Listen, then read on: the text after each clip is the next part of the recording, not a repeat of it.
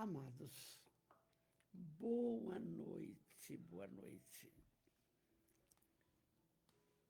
Sempre, sempre gratidão a Deus por termos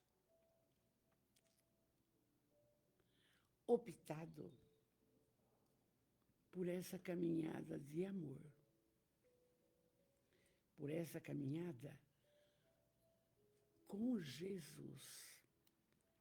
E então, que os espíritos de luz possam nos assessorar e tenhamos sempre intuições boas nessa noite de tanto amor, que possamos passar daquelas falas da Amélia querida para hoje e para termos um final de semana maravilhoso. E eu quero, de coração, a minha gratidão é imensa aos nossos irmãos da nossa família espiritual que está trabalhando, ouvindo, expandindo as lições do Mestre Jesus, do Mestre amado. E como sempre eu digo, que Jesus abençoe você, abençoe os seus familiares, que Jesus abençoe o seu lar, suas ideias, suas atitudes, para que possamos sermos mais felizes nesta atual reencarnação. Meu carinho chegando, Silvana Furuta, linda, linda. Deve ser esposa do Mauro Furuta também, que seguramente trabalha a doutrina do amor com tanta fidelidade. Marcos Serafim, boa noite, de Araraquara, muito bem. Sônia, querida, quanto trabalho pela frente, meu amor. Mas não vamos esmorecer, tá? Nós vamos continuar. E é lindo, Rose Cantarim, amiga do meu marido, amiga de escola, e ele não esquece você, viu? Não esquece você, de jeito nenhum, e te ama. Eu sempre digo,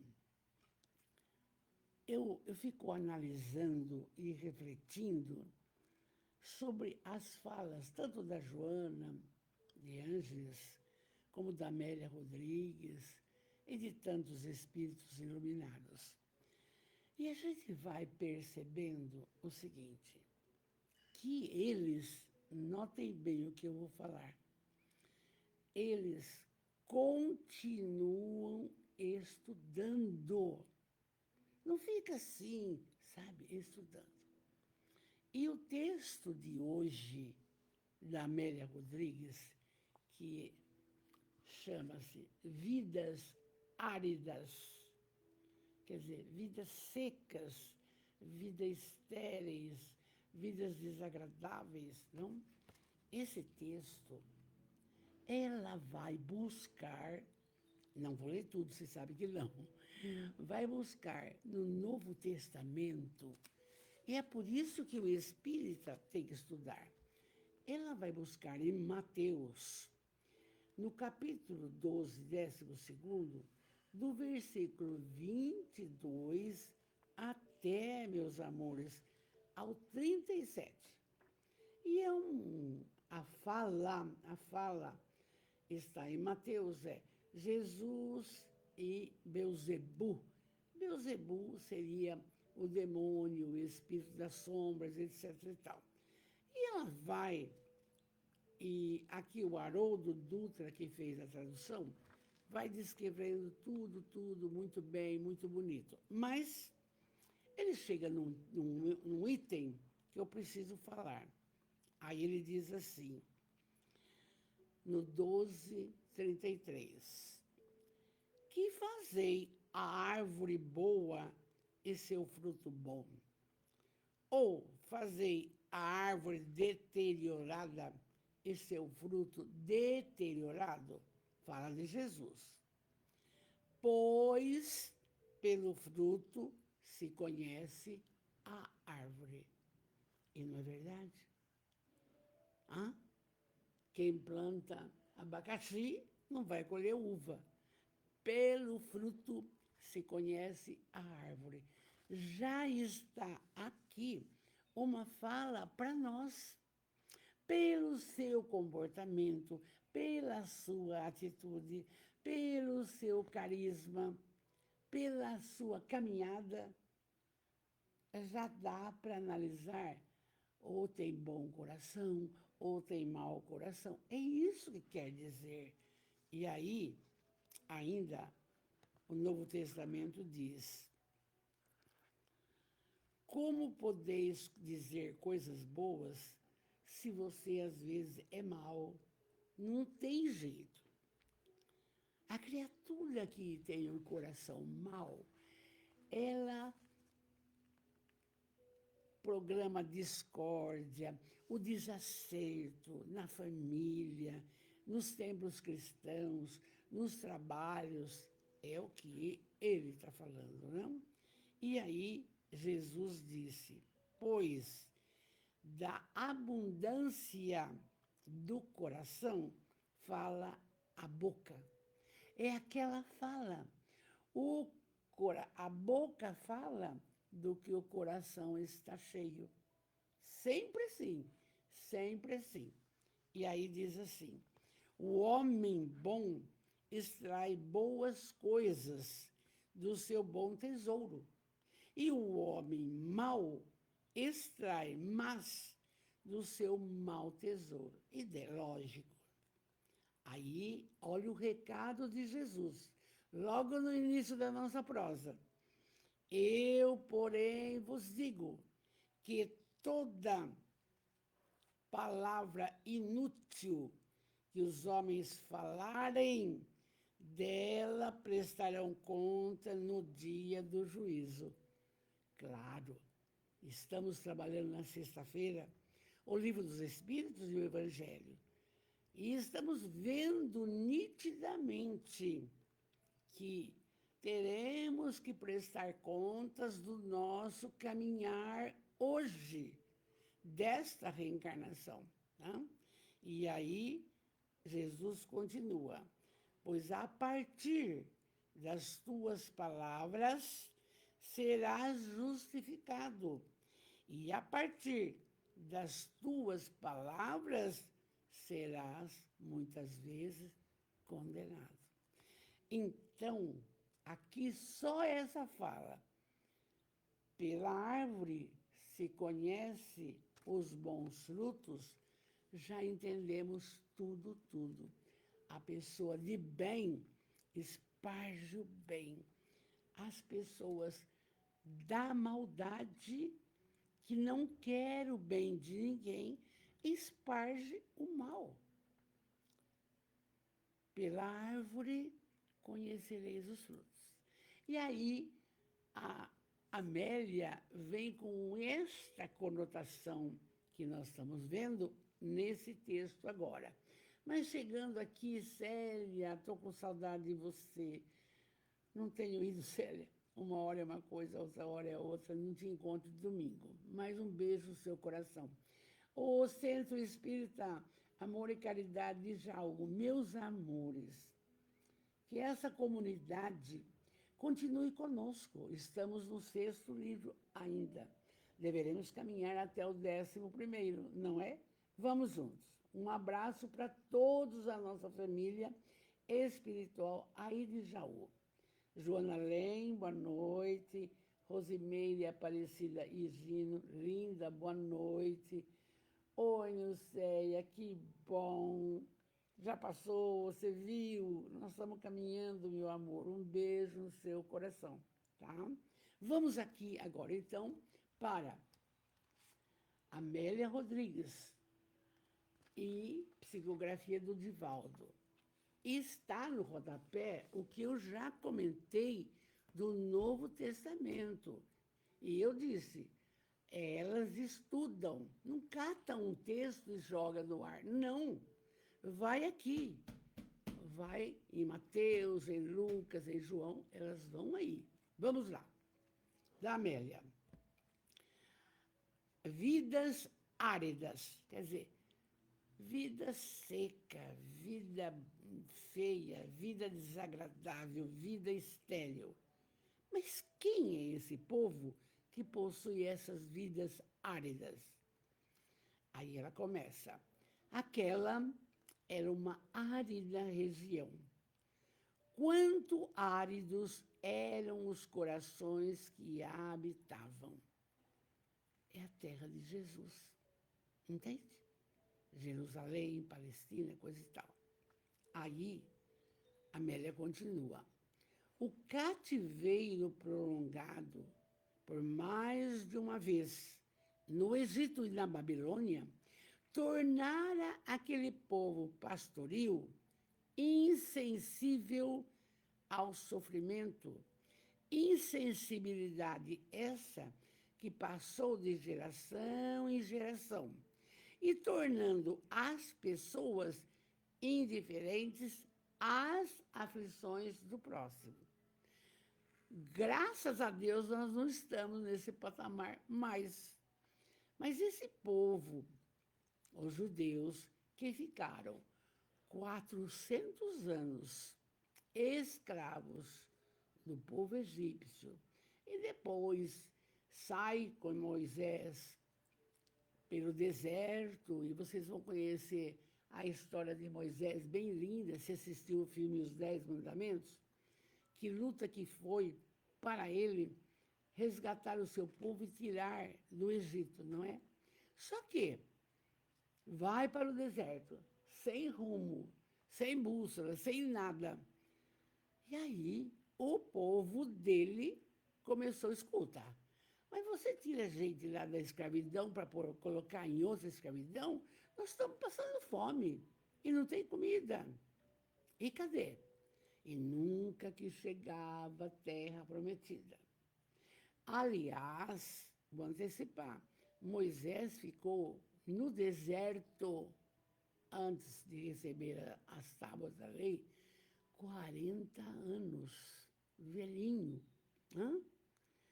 E quando ele sobe no monte para orar, para pedir, e ele recebe as tábuas da lei, que é a primeira psicografia que se tem, é a primeira que se tem notícia.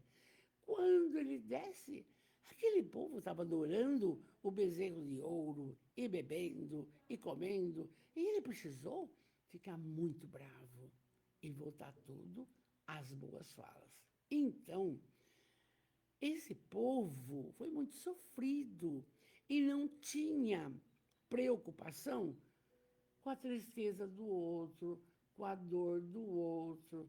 Hoje alguém precisa de uma fala, ora por mim, a gente ora, pede por mim, a gente pede, entende? Existe, nós mudamos moralmente, graças a Deus, e espiritualmente, de patamar. Apesar de sermos ainda espíritos imperfeitos. Ah, se fôssemos perfeitos. Seria uma benção, né, Rafael? Não vi você. Boa noite, amor. Então, vocês vão vendo como que a Amélia coloca na certeza disso. Esses corações áridos eram terríveis. Mas vamos em frente. A presença suave e doce de Jesus não lhe produzia alguma alteração emocional. Tão marcadas se encontravam as vidas que se desacostumaram ao amor. Vocês percebem? Quando a gente ama, não precisa ficar beijando, abraçando, não. Você se compraz com a dor do outro, você tenta auxiliar da melhor forma possível, você tenta socorrer os seus familiares, você não pode nem ficar doente, que você fica preocupado com o outro que depende de você. Então, a gente já mudou bastante. Nós saímos dessa aridez, nós saímos, entende? Mas aprendemos um pouco a amar mais. E, como ensina a doutrina espírita, amar incondicionalmente. É amar sem nada pedir em troca. Hã? Como diz o Divaldo, dizia, eu amo. Quem não me ama, o problema é dele. E é isso que tem que ser. Então, Jesus vem num processo dificílimo, veja bem. E a conduta de Jesus, que era alta e puramente amor, incomodava os fariseus, incomodava o seu povo, os mais abastados que não precisavam dele, porque estavam ainda empedernidos nessa aridez. E persegue Jesus por 3 anos consecutivos, entende? Até que eles conseguem crucificá-lo. Não é Jesus, não morreu para nos salvar, não. Ele morreu da maldade do seu povo e era também cumprindo uma profecia que iria acontecer isso com o Messias. E aí, chegando também a Doralice, bonita, a Zilda Correia, Marcos Oliveira, meu amor, você é maravilhoso, fique conosco, vamos em frente. Então, Jesus era a flor do amor. Desfilavam em toda parte dores que maceravam os seres e que todos se encontravam acostumados, nada de solidariedade, nada de compaixão, nada, está com fome, tudo bem, passa por cima. Hã? Mas Jesus era diferente. Hã?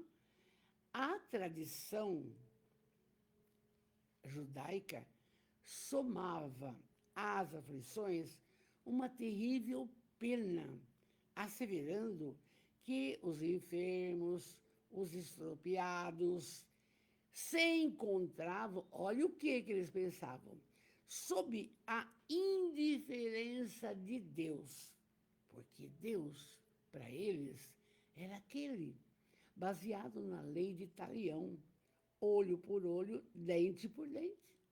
Hã? Se estão sofrendo, porque merecem. Se estão passando por isso, é por isso, mas nada de auxiliá-lo, nada. E aí, então, se eram portadores desses males graves, que se danassem, desprezo total para eles. Olha que período, que época que Jesus vai vir na dimensão para trazer a boa nova e em que povo ele vai ficar. Veja bem, a necessidade, porque era o único povo monoteísta, entende? E então, nós vamos pensar também no hoje. Se você, impressionante, até lindo de ver, quando sobra um tempo que quase não sobra, vejo assim na internet um gatinho, por exemplo, chamando um homem na estrada, Mia, Mia, Mia, Mia, Mia. E o homem atende e vai. Chega lá e encontra uma tartaruga toda envolta umas cordas. E acorda a tartaruga, corta as cordas, deixa ela bonitinha, a pluma para o mar, ela vai embora. E o homem pega o gatinho e leva embora. Por quê? Vocês vejam bem. Os animais, pelos estudos nossos, de todos vocês, agem por instinto. E quando evolui, começa a ter inteligência e agir com sentimento. Porque o animal só sabe dar amor. Ele só agride o outro para comer, só, ou para defender o lar. Então, já existe no meio animal isso daí, a solidariedade, a compaixão do outro. Então, corre pedir ajuda. Mas isso, ele está em evolução. E o homem? E o ser humano? Ainda não. Conheci um menino que teve a pachorra de embrulhar um gato no arame farpado e jogar no outro lado. Olha, pela árvore se conhece os frutos. E realmente não deu uma criatura do bem. São coisas que eu falo para vocês, porque a hora que a gente está fazendo uma prosa, vem. E a gente fica feliz. Ana Maria, linda, logo eu vou te ver. Então, mas mesmo assim, era a época da Páscoa.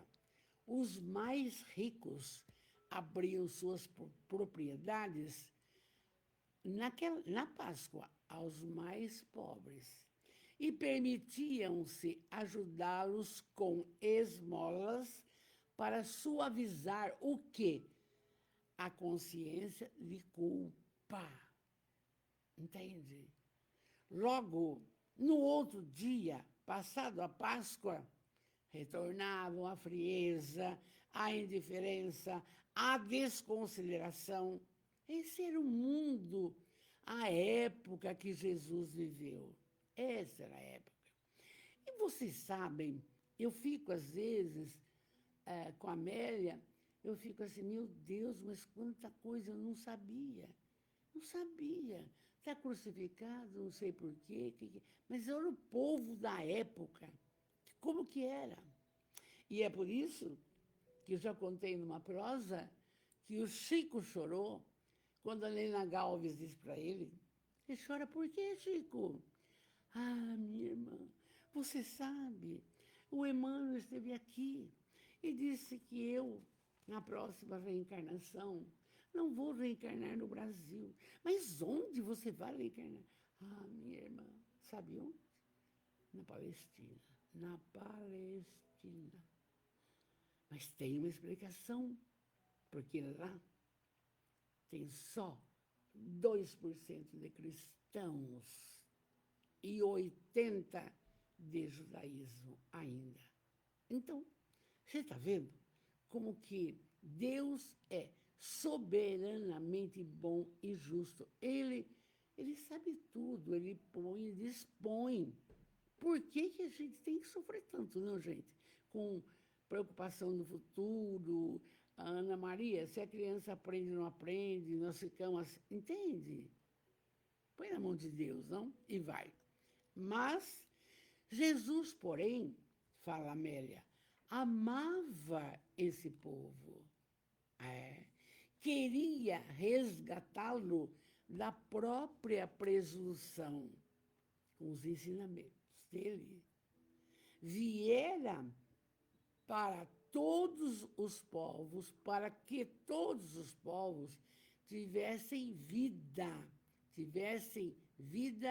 e aproveitasse cada reencarnação a sua elevação. Porque você sabe, pelas prosas nossas, que a nossa evolução espiritual ocorre durante a nossa reencarnação. Não tem outra. Não é lá na espiritualidade que nós vamos melhorar. Vamos tomar conhecimento de tudo que fizemos e não fizemos. Agora eu não fiz tal coisa, eu preciso voltar. Vamos ver a chance se tem. Entende? E o merecimento.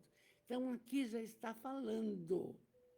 Jesus viera para que todos os povos tivessem vida e aproveitassem a vida na elevação espiritual.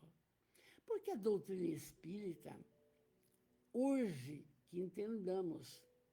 A fala de Kardec é clara. Reconhece-se o verdadeiro espírita pela sua transformação moral e a força que faz para vencer as más tendências. Precisou, aí em 1857, vir essa fala para um acordar nosso. E aí ela continua. Oásis é Jesus. Oásis de monoteísmo. No imenso deserto politeísta, Israel, o de hoje, não sintonizava com o perdão, reverenciando Moisés, seu legislador máximo, e a lei era a lei de Talião. E vocês percebem, já comentamos outro dia, um fato importante que Israel fez para com o Brasil foi quando houve aquela barragem de Brumadinho e rebentou, foi o único país que procurou socorrer. Foi o único. Agora, veja bem, como ainda acham Jesus só um profeta, um bondoso, que fez isso, que fez aquilo, que não é o Messias, eles continuam ainda tendo muito ódio no coração. Então, o Irã, seu inimigo. Mas mata a criança, não interessa. Então, está aqui como Amélia é pontual e é atual. É bom de ver, não? E aí, entrando conosco, a Glaucia lembrou. Sabe, Glaucia, quem falou ser espírita não é para quem quer, mas para quem aguenta, é José Raul Teixeira, um espírita fantástico, possui uma casa, não chega a ser igual do Divaldo Franco, uma mini cidade, mas possui parecido, chama Remanso Fraterno, atendimento às crianças. Vamos em frente. E aí, sabendo que os fariseus pretendiam matá-lo na cidade onde curava enfermos, vencidos pela inveja e a sordidez que os dominavam, Jesus transferiu-se de lugar. E ele ia de um lugar para outro. Pensa comigo. A pé, frio, chuva, sem comida, descalço, ou calçado, ou sandália, mísera roupa, para pregar o amor. Não tem outra coisa. Para pregar a boa nova, que é o Evangelho. É o Evangelho. Ele não deixou nada escrito, mas, felizmente, quando, em 1860, nasce o Evangelho segundo o Espiritismo, tem a falinha dele e depois toda a explicação espírita. Tem a falinha dele, toda a explicação espírita. Eu não vim destruir a lei, mas ele não veio destruir nada. Os sacerdotes e fariseus que tinham medo, porque as criaturas têm sempre medo da verdade. Esse que é o problema, não é? Vamos em frente. Não, ele transferia de lugar. Não que temesse a morte, pois que para o testemunho viera, ele sabia. Somente que não era a aquela a sua hora. Não era. Tinha um trabalho de 3 anos. E nós, espíritas, que ainda estamos em pé, nós temos que divulgar a doutrina espírita, mas não é para todo mundo virar espírita, não virar as costas para a sua religião de origem, não. É para ter conhecimento só, entende? Cada vez que falamos isso, pode ter até espírita que não gosta. Não. Se é católico, vai, beleza, toma comunhão, acredita, faz tudo bonitinho. Não tem, não tem. Porque o amor não tem religião. E Jesus não deixou nenhuma religião. Não deixou nada. Só o amor. É gratificante. Porque, não, a minha é melhor. A sua, não, isso é pecado. Não tem nada disso. Isso já passou. Saímos dessa fase. Conhecimento é o necessário. Vamos embora. E então,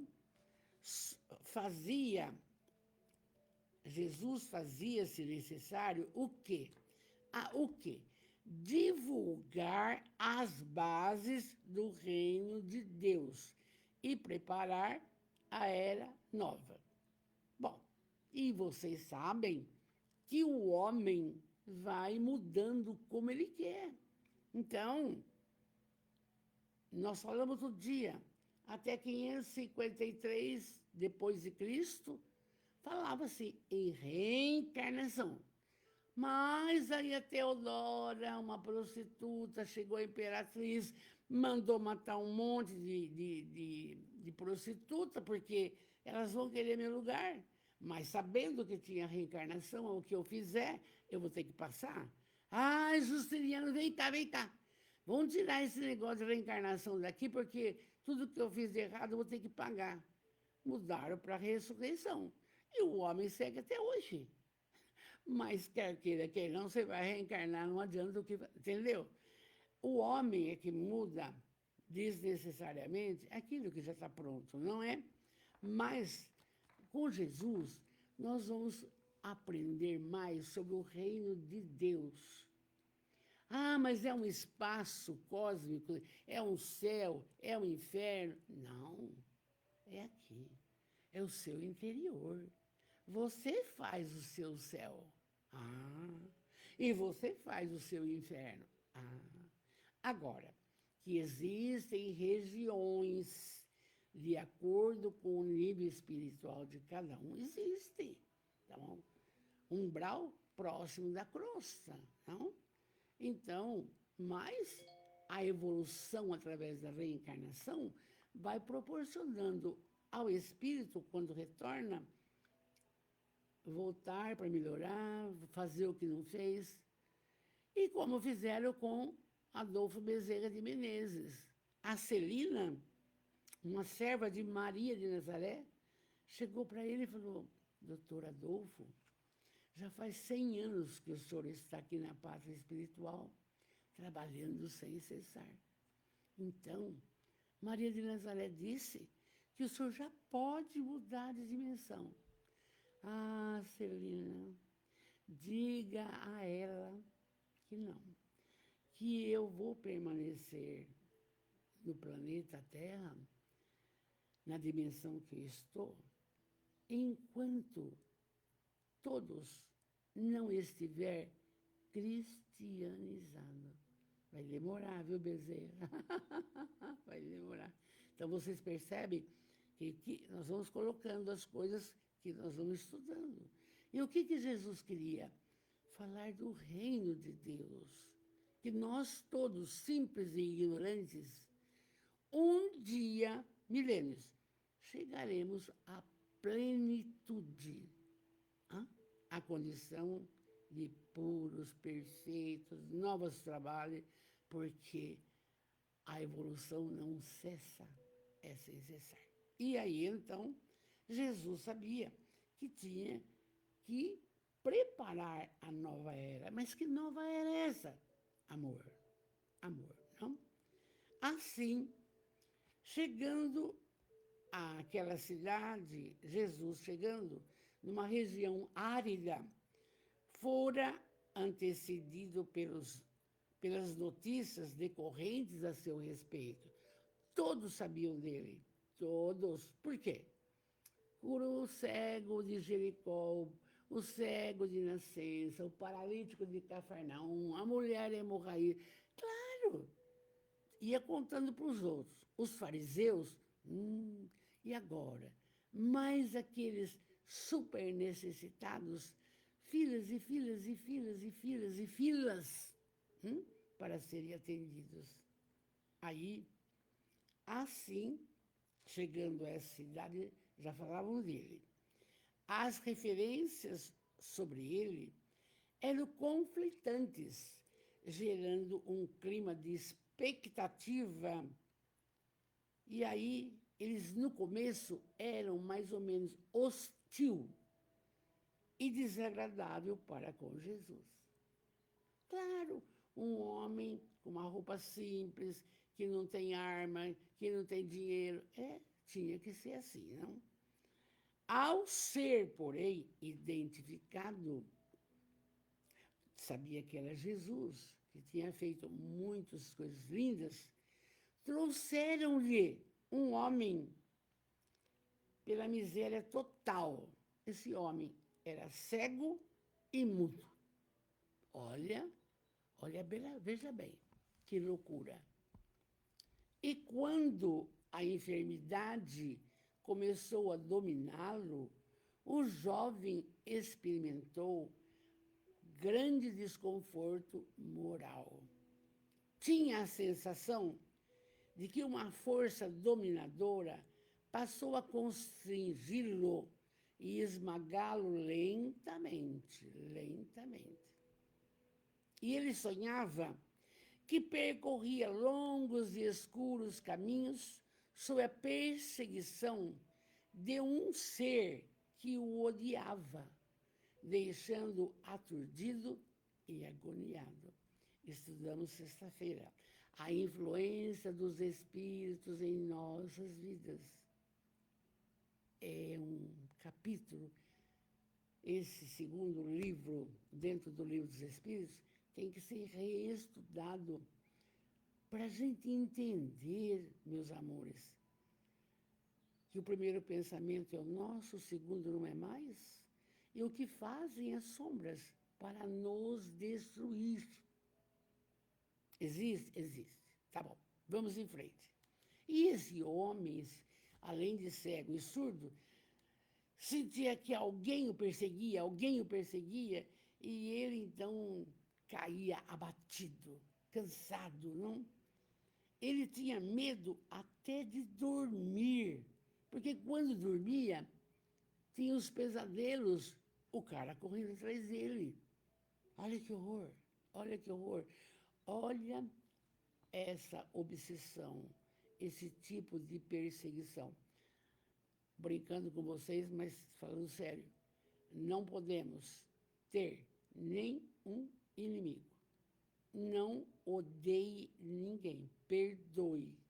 Perdoai aos vossos inimigos. Por quê, dona Val? Porque esse seu inimigo, desencarnando, será o seu obsessor. É o que temos estudado, com muita seriedade, tá? Não podemos. Ama, tá bom. E aí, então, a perturbação espiritual desse moço era tão grande que havia aniquilado ele. E lentamente ele se sentiu subjugado por essa criatura. Olha a obsessão, a subjugação. Não é a simples, nem a segunda lá, que é a fascinação, a subjugação, o domínio, dominando o corpo dele. E aí, então, automaticamente perdeu a visão, desapareceu a voz e nada mais pôde falar. Vocês vejam a situação de uma criatura. Oi, Estela, boa noite, meu amor, boa noite, querida, viva Jundiaí. Interessante que eu vi várias obsessões ao longo da minha vida, mas não vi nada assim tão grave, a não ser só da minha mãe, quando eu tinha 6 anos. E meu pai, muito esperto, muito estudioso da doutrina, levou minha mãe para um grupo em Campinas, um sítio chamado Bela Vista. E lá conseguiu doutrinar o obsessor. Minha mãe sarou, acabou a história. Foi o que eu vi de mais assim gritante. Não, o resto não. Tudo pacificamente, a nossa casa trabalha com mediunidade, essa coisa e tal.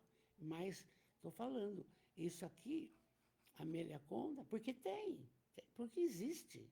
É só ir nessa parte do Livro dos Espíritos. Vamos embora. Vencido, esse homem deixou-se arrastar pelo chão, descontrolado, alucinação total. E ele ficou conhecido ali naquele lugar árido, não? Como o endemoniado. O demônio que tomou conta. Muito bem. Às vezes, ele pensava raciocinar, mas as crises vinham nada. Deixava-se, então, dominar pelas lágrimas da saudade dos prados verdes com flores, dos pássaros coloridos que ele viu, dos rios e o vento batendo, e uma prosa, às vezes simples com alguma pessoa. E ele acalentava o desejo de retornar às paisagens do equilíbrio, mas já não tinha esperança. Olha que situação. Olha que situação.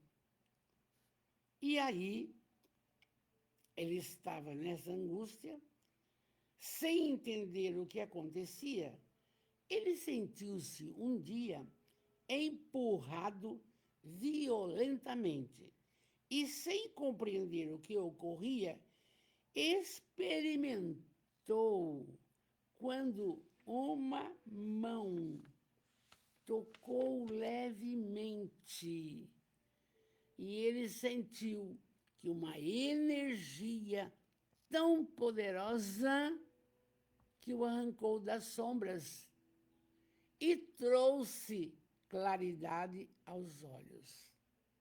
Escamas espessas apareceram cair das vistas e ele viu o olhar luminoso que o envolvia, com raios divinos que se exteriorizavam de um rosto belo e tranquilo. Só podia ser Jesus, não é? Olha que coisa mais linda. Hã? Não saíra da surpresa que o levava quase à loucura quando sentiu novamente aquela mão aveludada tocar-lhe a boca. Ele era mudo, lembra? Tocar-lhe a boca, carinhosamente. Percebeu que um estrondo profundo iria arrebentar-lhe os tímpanos e então passou a falar. Destravou-se-lhe a língua. Desejou gritar, agradecer, o que estava, porém, emocionado e numa felicidade. E ele, quem és? Você fez tudo isso comigo.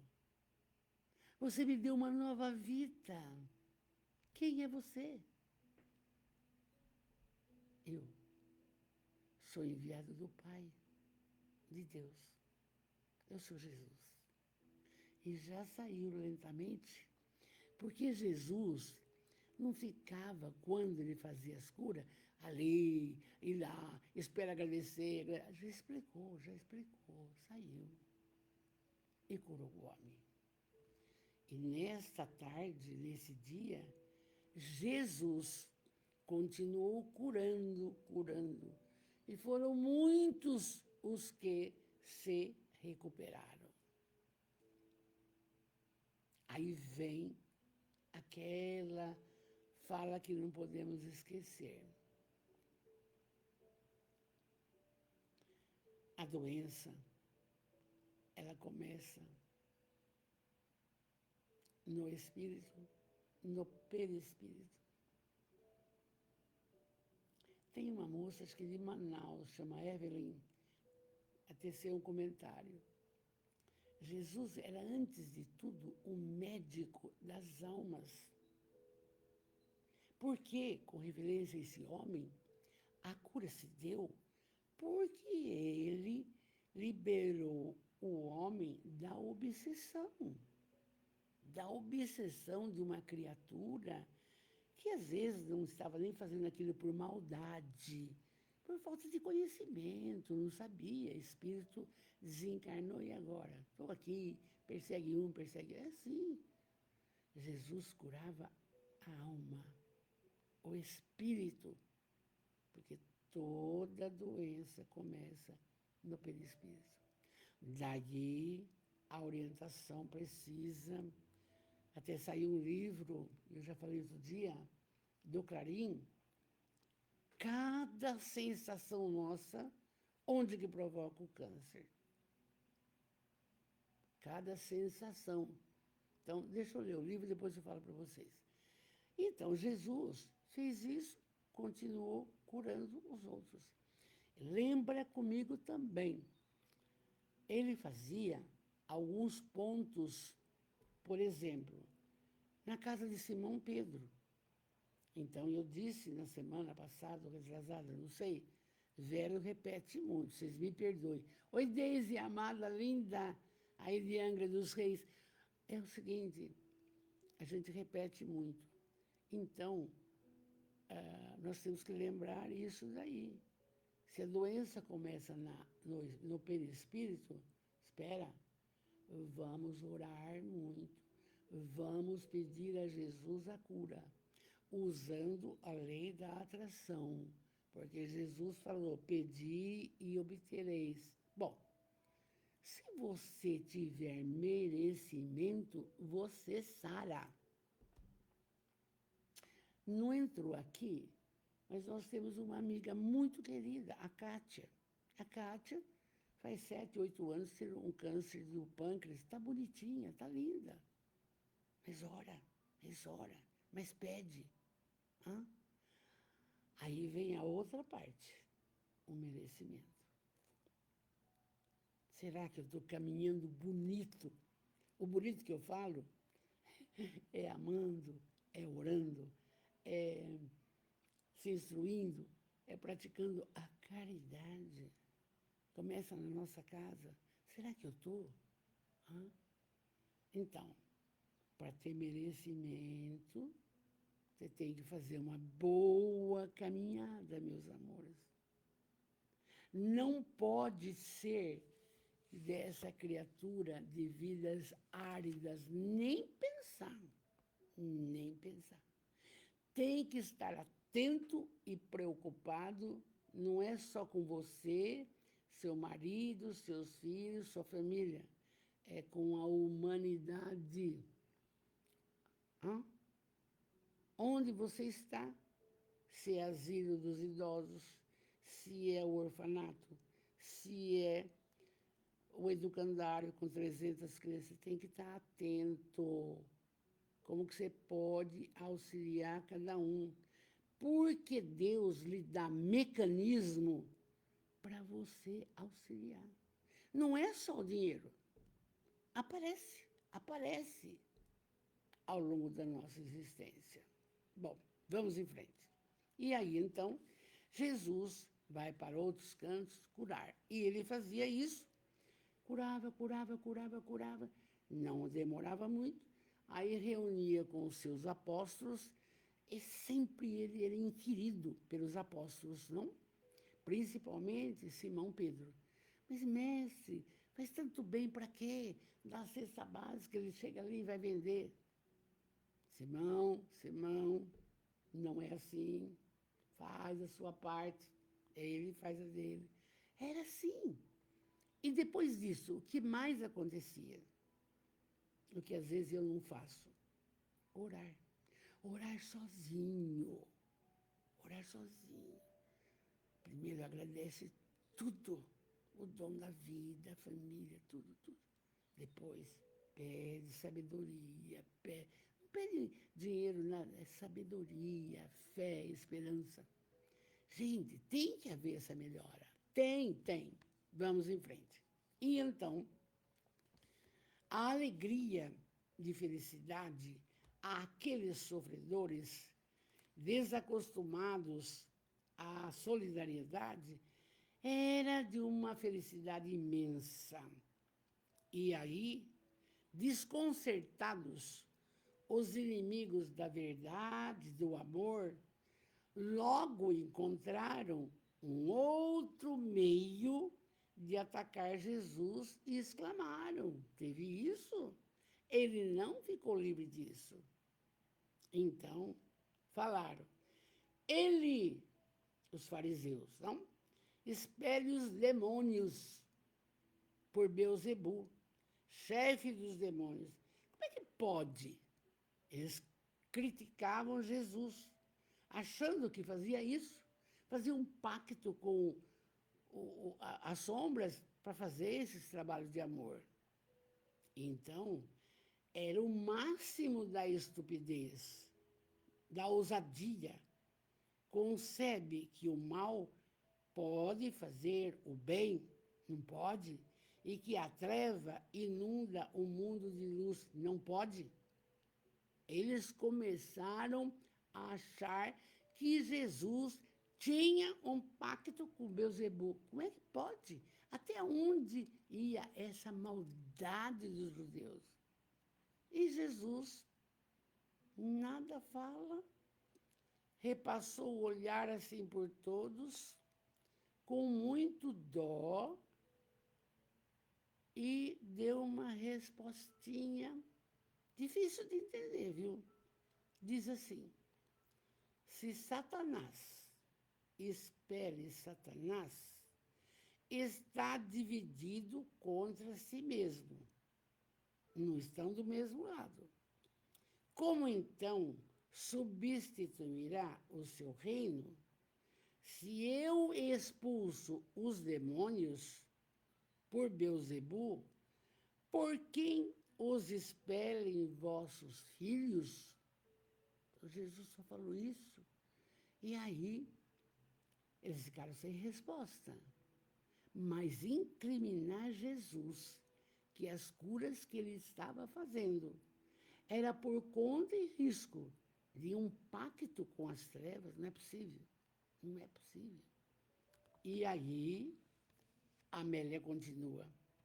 O verbo libertador advertiu os insensatos e desonestos condutores religiosos do povo e explicou que a blasfêmia contra o Espírito Santo, essa pleiade de enviados de Deus para amenizar as dores do mundo, não tem perdão.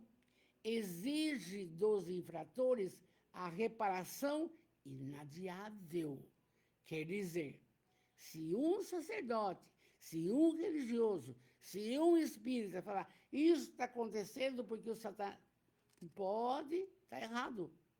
Você tem sempre que colocar assim para as criaturas: confia em Deus. E Jesus disse: no mundo tereis aflições. Mas claro, mas tende bom ânimo. Ele dá uma empurrada para nós. E é por isso que ele é a luz do mundo. Jesus é a luz do mundo, o sal da terra. Ó, o caminho, a verdade e a vida. É ele. A videira. E a gente é o galho da videira. Então, está tudo certinho. E a Amélia está chamando a nossa atenção aqui. Você, cristão, vai falar só do bem. Ah, está com uma doença tal. Ai, não vai demorar 2 meses. Você não sabe nada. Quem sabe é Deus.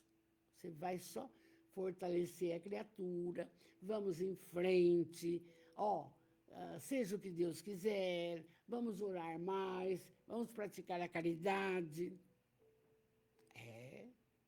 É muito mais bonito esse caminho. Vamos colocar luz na nossa casa. Não é luz de vela, se quiser acender, acende. Eu tenho uma menina que eu adoro. Ela tem uma vela e bastante santinho em volta. Que faça, acredita, vai. Entende? E aí, então, você veja bem o que a Amélia nos adverte, hein, gente? Nos adverte. O que nós temos que fazer? Só fortalecer as pessoas com a nossa fala. Fortalecer. E aí, ela continua assim. Jesus conhecia a desonestidade, a forma hábil de enganar, em que se tornaram exímios os religiosos políticos, bajuladores dos poderosos escravizadores do povo. Essa doutrina espírita, ela é sumamente esclarecedora. Ela te liberta. Não tem pecado. Tem equívoco. Errou, recomeça. Errou, recomeça. Não tem, não tem. E aí, então, Jesus conhecia isso, a desonestidade e a habilidade de enganar dos religiosos. E continua até hoje, sem citar nada. Não.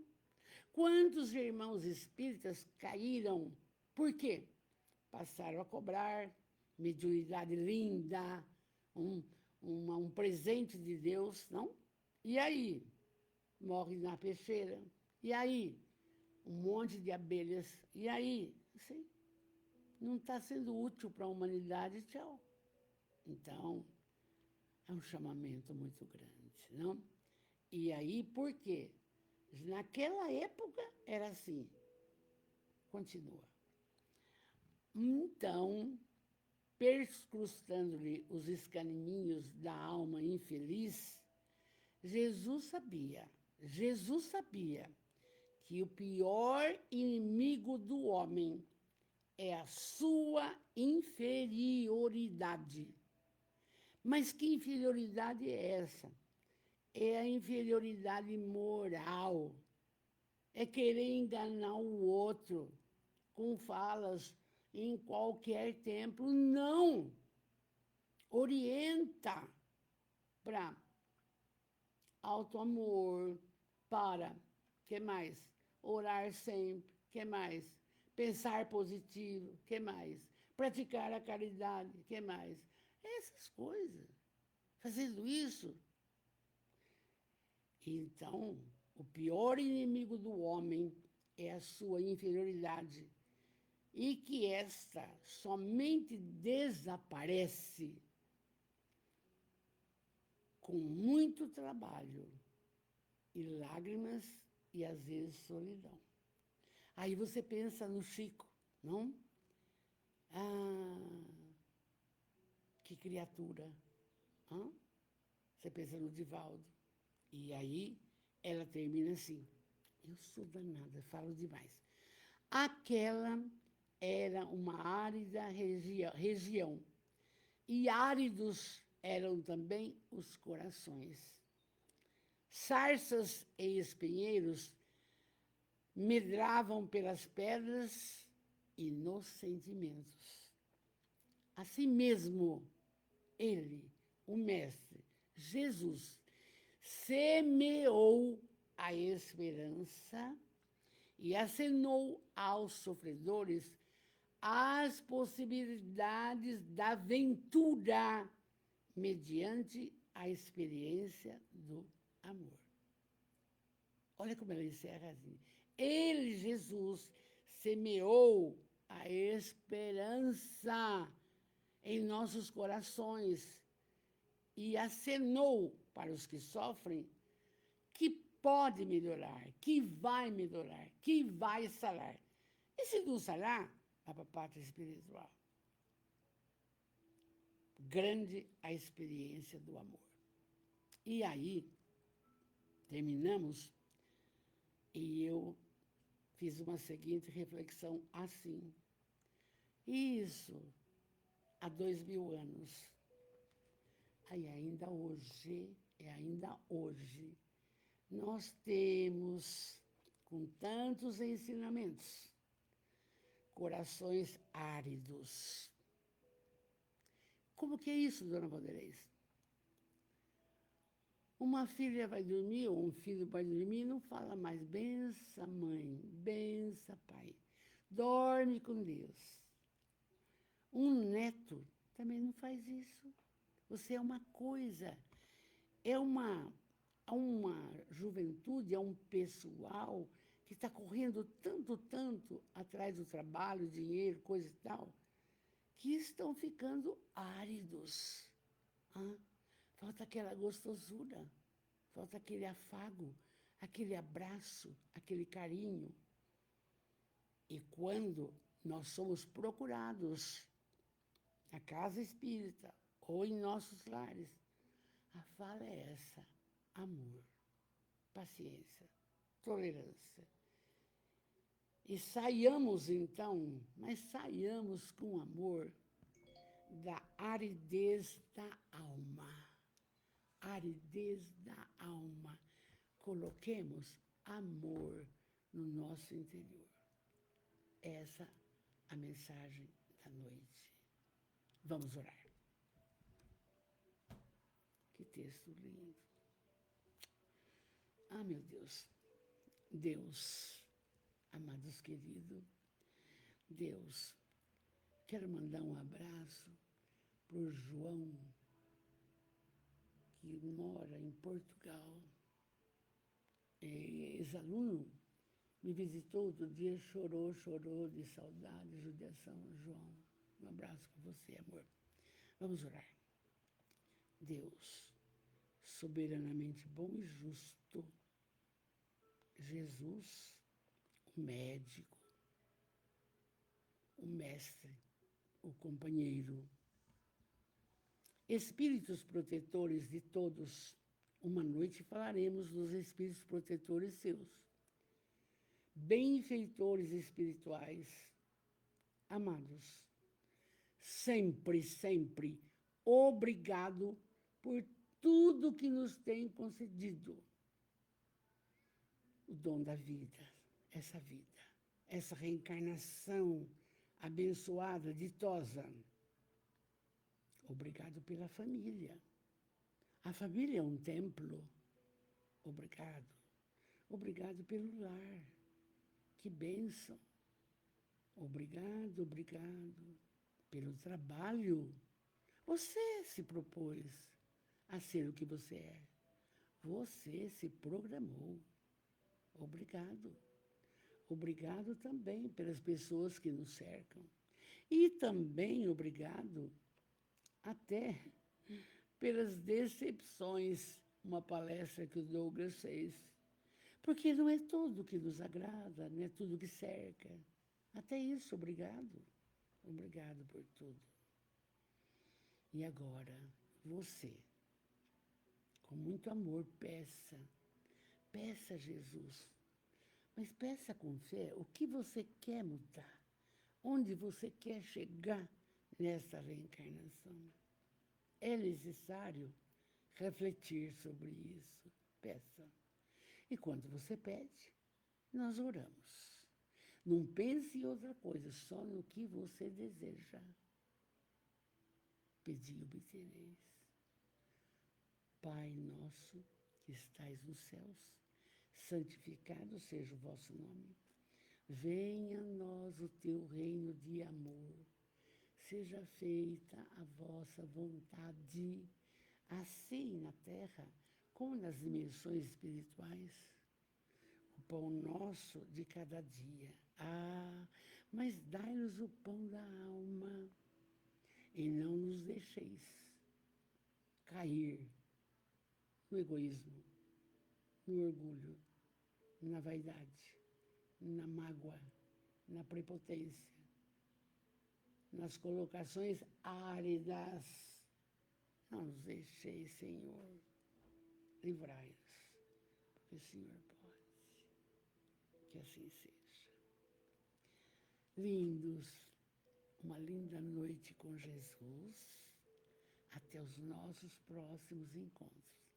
Fiquem com Deus. E se tiver alguma aridez, pode tirar, hein? Meu beijo, meu carinho, tudo de bom, muitas bênçãos. Vamos continuar. Fiquem